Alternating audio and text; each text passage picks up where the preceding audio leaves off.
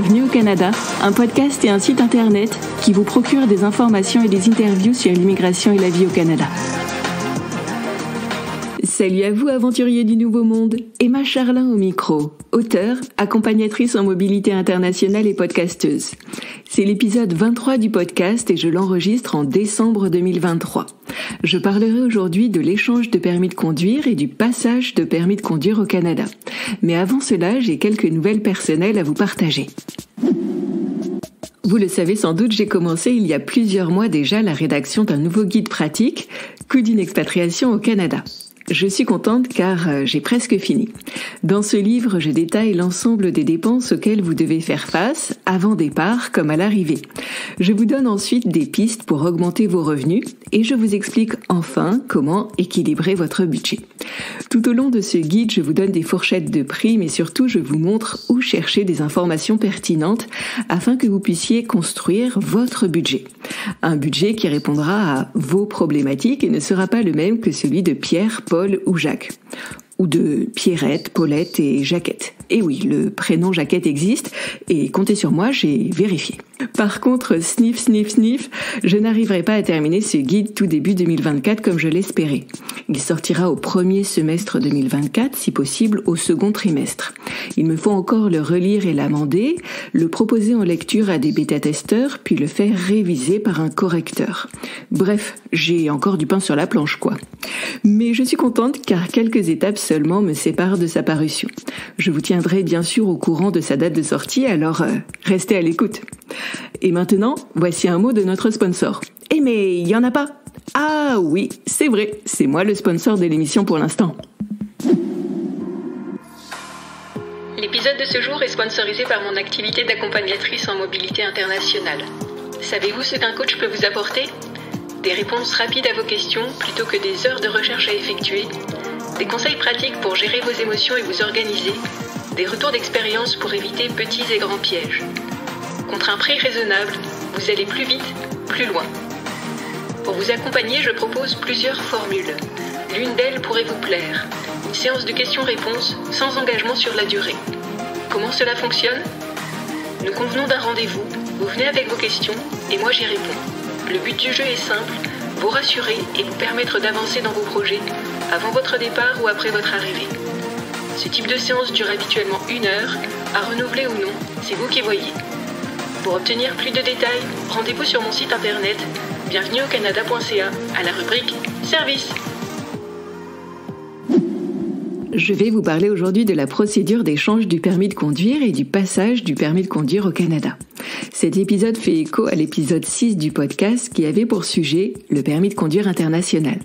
Si vous souhaitez vous rafraîchir la mémoire, que diriez-vous de le réécouter ou de l'écouter si vous ne l'avez pas encore fait ? Il vous permettra de mieux comprendre l'épisode du jour. D'ailleurs, si vous vous sentez d'humeur généreuse, n'hésitez pas à lui donner des étoiles, c'est toujours apprécié. Passons au sujet du jour. C'est triste, mais c'est ainsi. Après avoir passé un certain temps au Canada, vous ne serez plus autorisé à rouler sur les routes canadiennes. Sauf si vous entrez en possession d'un permis de conduire canadien. Un permis de conduire canadien ou plutôt provincial et territorial ? C'est ce que nous allons voir. En attendant, 2 voies s'offrent à vous pour accéder au précieux sésame. Procéder à un échange de permis ou repasser votre permis. Seulement voilà, aurez-vous seulement le choix entre ces 2 voies-là ? C'est un mystère que nous allons prochainement résoudre. Au Canada, le monde des transports n'est pas de compétence fédérale, mais de compétence provinciale et territoriale. Concrètement, cela signifie que chaque province et territoire possède son propre code de la route, son propre permis de conduire et ses propres règles afin de définir qui peut rouler sur ces routes. En d'autres termes, il n'y a pas un permis de conduire canadien, comme c'est le cas en France, en Belgique ou ailleurs, mais il y a plutôt un permis de conduire ontarien, un permis de conduire québécois, un permis de conduire albertain, etc. Chaque province définit la durée à partir de laquelle vous n'avez plus le droit de rouler avec un permis de conduire étranger. Dans certaines provinces, en Ontario par exemple, le délai est de 60 jours à peine pour ceux qui s'installent dans la province. En Colombie-Britannique, et toujours pour ceux qui s'établissent dans la province, le délai est de 90 jours. Au Québec, par contre, les immigrants ont un peu plus de temps, jusqu'à 6 mois ou plus en fonction de leur statut d'immigration. Chaque province ou territoire définit également qui peut ou non bénéficier d'un échange de permis et sous quelles conditions. Un échange de permis consiste à donner son permis national, un permis français par exemple, pour obtenir en contrepartie un permis de conduire local, un permis de conduire manitobain par exemple. En matière d'échange de permis, chaque province possède une situation unique. Telle province bénéficie d'ententes de réciprocité avec tel et tel pays, alors que telle autre province bénéficie d'ententes de réciprocité avec tel et tels autres pays. Les conducteurs français peuvent par exemple facilement échanger leur permis de conduire en Ontario ou au Québec. Par contre, ils feront chou blanc en Nouvelle-Écosse. À l'heure où j'enregistre ce podcast, il n'existe pas d'entente de réciprocité entre la Nouvelle-Écosse et la France. Dit autrement, oui, vous pourrez peut-être échanger votre permis de conduire, mais non, ce ne sera pas systématique. Votre futur lieu de résidence, à savoir votre future province ou territoire, va peser dans la balance. Mais ce n'est pas le seul critère à considérer. Votre expérience sur la route, à savoir vos années de possession d'un permis et vos infractions, vont également déterminer si oui ou non vous pourrez bénéficier d'un échange de permis. Les jeunes conducteurs, à savoir les personnes qui le plus souvent détiennent leur permis depuis moins de 2 ans, seront dans certaines provinces exclus de la procédure d'échange. Ils devront repasser tout ou partie de leur permis. Ceux qui ont commis des infractions graves sur la route pourront également être exclus de la procédure d'échange. Enfin, le type de permis que vous demandez lors de l'échange peut également entrer en ligne de compte. Pour les échanges de permis voiture, souvent il n'y a pas de souci. Mais il n'en va pas de même pour les permis moto ou poids lourds. Parfois, la procédure d'échange n'existe pas.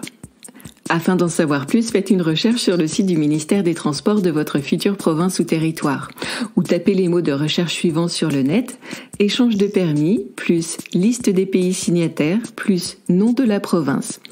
Ou en anglais, countries plus reciprocal exchange of licenses plus province name.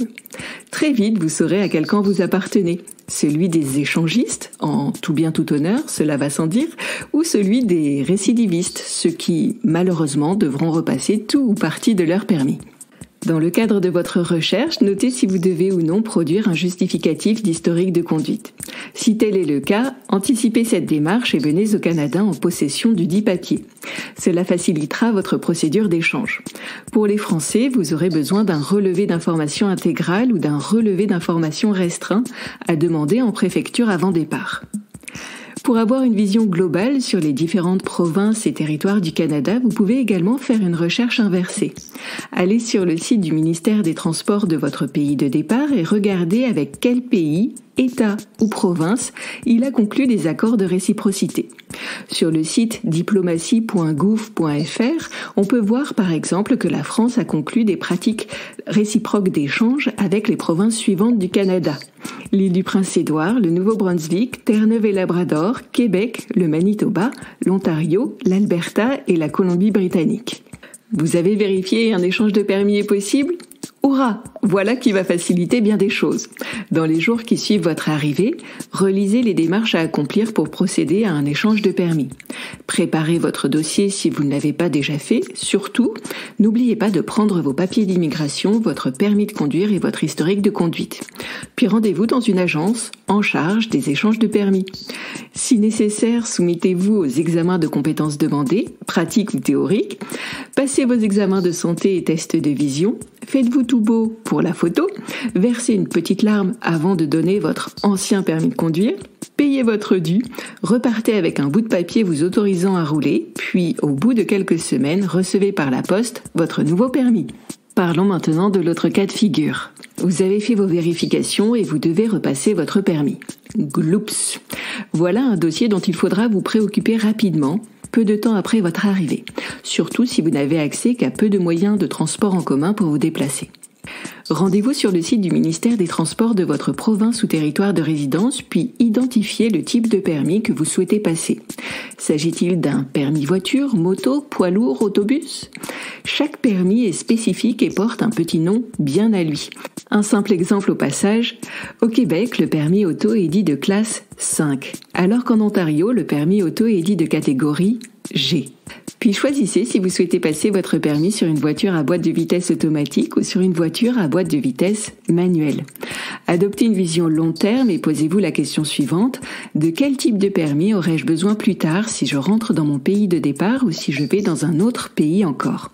Un permis avec une boîte de vitesse automatique seulement ou un permis pour boîte de vitesse manuelle et automatique? Inscrivez-vous ensuite à un cours de conduite dans une école reconnue par le ministère des Transports de votre province ou territoire. Une fois vos premiers examens réussis, théoriques et pratiques, obtenez votre permis d'apprenti conducteur. 2 cas de figure sont ensuite possibles. Si vous n'avez pas de justificatif d'historique de conduite ou si ce dernier n'est pas pris en compte par le ministère des Transports de votre province ou territoire de résidence, alors poursuivez votre formation pratique en prenant le volant à côté d'un accompagnateur ou d'un moniteur. Au bout d'un certain temps, passez de nouveau les examens théoriques et pratiques. Une fois ces derniers réussis, vous pourrez alors, enfin, prendre le volant sans accompagnateur. Si vous avez un justificatif d'historique de conduite et que ce dernier est pris en compte par le ministère des Transports de votre province ou territoire de résidence, vous pourrez possiblement, et parfois après avoir passé de nouveaux examens, prendre le volant sans accompagnateur. Toutefois, vous n'aurez pas un permis définitif pour autant. Vous roulerez avec un permis probatoire. Ce n'est qu'au bout d'un certain temps, 2 ans le plus souvent, et sans infraction grave, que vous obtiendrez un permis de conduire définitif. Il sera définitif, mais à renouveler régulièrement. Parlons à présent des coûts d'échange ou de passage d'un permis de conduire. Il est difficile de donner une estimation précise des frais à anticiper pour un échange ou un passage de permis. Chaque province et territoire pratique ses propres grilles tarifaires. Elles varient en fonction du type de permis demandé, voiture, camion, moto, etc. Des frais de dossier et examen de compétences à passer, examens théoriques et pratiques, ainsi que des frais d'auto-école à considérer. Pour un échange de permis en Ontario, par exemple, comptez $90 pour les conducteurs bénéficiant d'une entente de réciprocité. Pour le passage d'un permis de classe 5 au Québec et seulement le passage du permis sans les frais d'auto-école, les tarifs au moment de l'enregistrement de ce podcast sont de $77,85 pour l'obtention du permis d'apprenti conducteur, $12,40 pour l'obtention de l'examen théorique, $31 pour l'examen pratique, $56,35 pour le permis probatoire, soit un total de $177,60. Ces chiffres changent régulièrement, alors surtout ne les prenez pas pour argent comptant et vérifiez ce qu'il en est. Une précision au passage, dans la plupart des provinces, c'est au candidat qu'il revient de fournir un véhicule pour le passage des épreuves de conduite. Si vous n'en avez pas un sous la main, il vous faudra prendre les dispositions appropriées, ce qui, une fois de plus, pourrait entraîner des frais. Alors ce n'est pas tout ça, mais il s'agirait de résumer l'affaire. Voici les principaux points à retenir dans cet épisode du podcast. Premier point. Le ministère des Transports de votre province ou territoire définit à partir de quand vous ne pourrez plus rouler sur ces routes avec votre permis de conduire étranger. Il définit aussi si vous pourrez ou non bénéficier d'un échange de permis et donc si vous devrez ou non repasser votre permis. Second point, l'échange de permis n'est pas automatique, il se fait sous conditions. La première est une entente de réciprocité entre votre province ou territoire d'un côté et le pays qui a édité votre permis de l'autre. Seconde condition, une bonne expérience de conduite. Troisième condition, une catégorie de permis où l'échange est possible. Troisième point, certains d'entre vous n'auront pas d'autre choix que de devoir repasser leur permis. Pour obtenir un permis définitif, il faut généralement du temps, plusieurs mois ou années, et des moyens financiers. Alors pesez le pour et le contre avant de vous engager. Pour en savoir plus sur les règles en vigueur dans votre future province ou territoire de résidence, tapez l'acronyme suivant.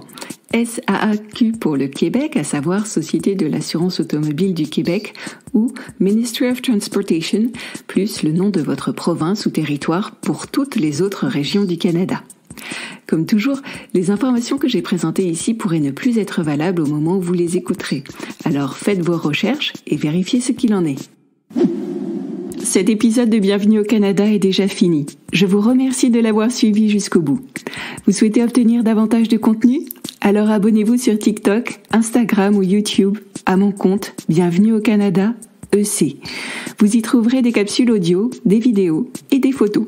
Vous pouvez aussi me contacter sur LinkedIn sous le profil Emma Charlin. À bientôt!